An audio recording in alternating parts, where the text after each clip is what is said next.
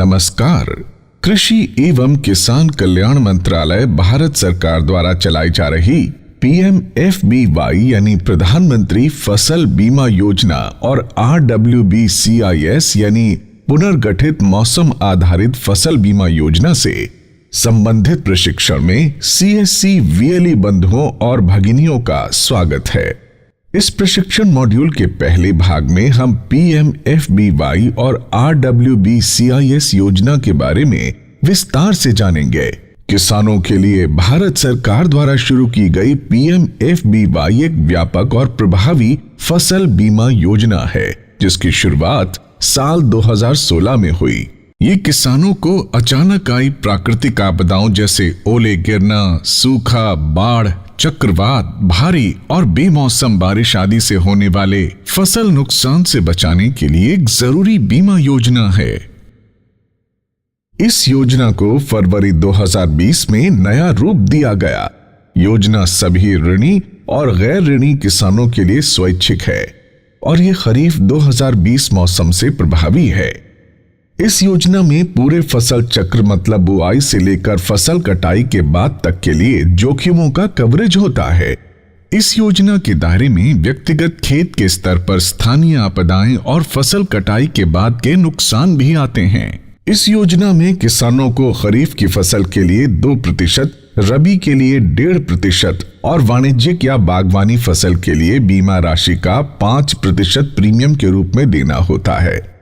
ये योजनाएं खरीफ और रबी मौसम में होने वाली सभी मुख्य फसलों को अपने दायरे में लेती हैं, जैसे खाद्य फसलों के अंतर्गत ज्वार, बाजरा, गेहूं, मक्का और चावल आदि, दालों में चना, अरहर, मूंग, उड़द आदि, तिलहन फसलों में तिल, सरसों, मूंगफली, सोयाबीन, सूरजमुखी आदि और वाणिज्यिक या बागवानी फसलों में कपास, गन्ना, सेब, आम, अंगूर, केला, संतरा, प्याज, आलू, टमाटर, मटर आदि। PMFBY और RWBCIS योजना के क्रियान्वयन में मुख्य स्टेक होल्डर्स होते हैं केंद्र सरकार, राज्य और केंद्र शासित प्रदेश, CSC सेंटर, बैंक, डाकघर एवं पैक्स और इम्पैनल्ड बीमा कंपनियां। आइए जानते हैं योजना के क्रियान्वयन में स्टेक होल्डर्स की मुख्य भूमिका क्या होती है। राज्य सरकार फसलों को अधिसूचित करना, आवश्यक दस्तावेज को अधिसूचित करना, विभिन्न फसलों के लिए आयु स्तर तय करना, सभी फसलों के लिए नामांकन की कट ऑफ तिथियां तय करना, NCIP पोर्टल पर नोटिफिकेशन का डिजिटाइजेशन और गांव की मैपिंग करना, फसलों के लिए बीमित राशि तय करना, CCE करना और बीमा कंपनियों को फसल उपज के आंकड़े उपलब्ध कराना, भूमि रिकॉर्ड एकीकरण और विभिन्न फसलों के क्षतिपूर्ति स्तर तय करना। नामांकन एजेंसियों की बात करें तो योजना के तहत बैंक, डाकघर, CSC, VLE और बीमा मध्यस्थ द्वारा किसानों का नामांकन करना, पोर्टल पर किसानों से संबंधित जानकारी जैसे फसल एवं भूमि विवरण, बैंक खाता, बीमा व्यक्तिगत विवरण की रियल टाइम एंट्री करना, बीमा कंपनियों को समय पर प्रीमियम देना और योजना के प्रावधानों के बारे में किसानों को जागरूक कर उन्हें सही सलाह देना आदि। वहीं बीमा कंपनियों की भूमिका, किसानों को PMFBY योजना के प्रति जागरूक करना, बैंकों, डाकघरों, CSC, VLE को मार्गदर्शन और प्रशिक्षण देना, किसानों की शिकायतों का निवारण करना, राज्य सरकार के साथ मिलकर स्थानीय आपदा का निरीक्षण करना, उपज के आंकड़ों से फसल नुकसान की गणना करना, फसल नुकसान के आंकड़ों के आधार पर दावा राशि की गणना करना, पात्र किसानों को फसल बीमा का क्लेम देना। इस योजना के लागू होने के मुख्य 7 चरण होते हैं। पहला, राज्य की ओर से निविदा और बोली प्रक्रिया जारी होती है। दूसरा, विभिन्न फसल संयोजन के लिए फसलों, जिलों, आयु, बीमा राशि की अधिसूचना और इसका डिजिटलीकरण NCIP पोर्टल पर किया जाता है। वहीं राज्य सरकार द्वारा बीमा कंपनी का चयन किया जाता है। तीसरा, PMFBY के लिए बीमा कंपनी द्वारा बैंकों, डाकघरों, राज्य सरकारों, CSC VLE को प्रशिक्षण दिया जाता है और जागरूकता अभियान चलाया जाता है। चौथा, CSC, बैंक, डाकघर, पैक्स द्वारा किसानों का नामांकन किया जाता है। पांचवा, राज्य और बीमा कंपनी द्वारा उपज अनुमान और हानि का आकलन किया जाता है। छठा, बीमा कंपनियों द्वारा फसल बीमा दावों की गणना की जाती है। और सातवें चरण में पात्र किसानों को समय पर दावे का भुगतान किया जाता है।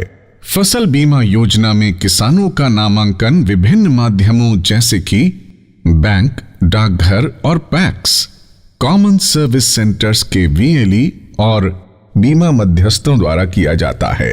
इसके अलावा गैर ऋणी किसान अपनी फसल का नामांकन पोर्टल पर खुद भी कर सकते हैं।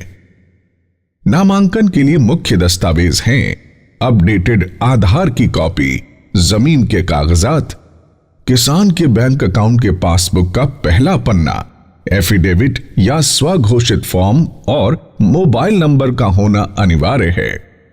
PMFBY के अंतर्गत आने वाली जोखिमें कई प्रकार की होती हैं। इनमें अधिसूचित क्षेत्र स्तर पर आई व्यापक आपदा जिसकी घोषणा राज्य सरकार द्वारा की जाती है, असफल, बाधित बुआई या अंकुरण, मध्यावधि प्रतिकूलता जैसे बाढ़, सूखा या लंबी अवधि का शुष्क काल, स्थानीय आपदा जिसकी सूचना किसानों द्वारा 72 घंटे के भीतर देना जरूरी है, व्यक्तिगत खेत पर हुई स्थानीय आपदा जैसे भूस्खलन, ओले गिरना, प्राकृतिक आग, बादल फटना, बाढ़ आदि, फसल कटाई के बाद का नुकसान जिनमें चक्रवात, चक्रवाती बारिश, बेमौसम बारिश और ओले गिरना शामिल है। अब हम विभिन्न जोखिमों के तहत मिलने वाली कवरेज संबंधी नियम और शर्तों के बारे में जानते हैं। असफल, बाधित बुआई या अंकुरण, रबी। शर्त: असफल बुआई, लंबे समय तक सूखा या प्रतिकूल मौसमी जलवायु स्थितियां। नियम: अधिसूचित आयु में सामान्य बुवाई क्षेत्र का 75% से अधिक क्षेत्र प्रभावित होना चाहिए। बुवाई की शुरुआत से 30 दिन से लेकर और नामांकन कट ऑफ के बाद 15 दिनों के बाद ये नियम लागू होता है। राज्य सरकार द्वारा अधिसूचना जारी की जाती है। बीमित राशि का 25% भुगतान तत्काल कर दिया जाता है और पॉलिसी समाप्त कर दी जाती है। मध्यावधि प्रतिकूलता, दीर्घकालिक शुष्क मौसम, सूखा, बाढ़। फसल के नुकसान का अनुमान 50% होने की संभावना हो, राज्य सरकार द्वारा अधिसूचना जारी की जाती है। बीमित राशि का लगभग 25% तत्काल प्रभाव से भुगतान किया जाता है। शेष दावा राशि को CCE के बाद अंतिम दावा निपटान पर समायोजित किया जाता है। स्थानीय आपदाएं जैसे ओलावृष्टि, बाढ़, बिजली गिरने से प्राकृतिक आग, भूस्खलन, बादल फटना। बीमित किसान को जिला या ब्लॉक कृषि कार्यालय, बीमा कंपनी, बैंक आदि में संबंधित कृषि अधिकारी को 72 घंटे के साथ सूचना देनी होती है। फसल नुकसान का आकलन व्यक्तिगत खेत के आधार पर किया जाता है। फसल कटाई के बाद का नुकसान ओलावृष्टि, चक्रवात, चक्रवाती बारिश और बेमौसम बारिश। खेत में सूखने के लिए पड़ी कटी हुई फसलों का नुकसान हो, कटाई के बाद अधिकतम 14 दिनों के लिए सुरक्षा दी जाती है।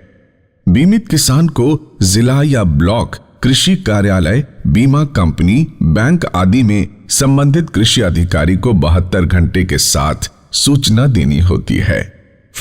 फसलों के नुकसान की सूचना फसल बीमा ऐप, बीमा कंपनियों के टोल फ्री नंबर और राज्य या जिला या ब्लॉक कृषि कार्यालय सहित संबंधित बैंक शाखाओं में दी जा सकती है। तो ये थी PMFBY और RWBCIS योजना के बारे में जानकारी। अगले वीडियो मॉड्यूल में हम फसल बीमा योजना के क्रियान्वयन में VLE की भूमिका के बारे में जानेंगे। धन्यवाद।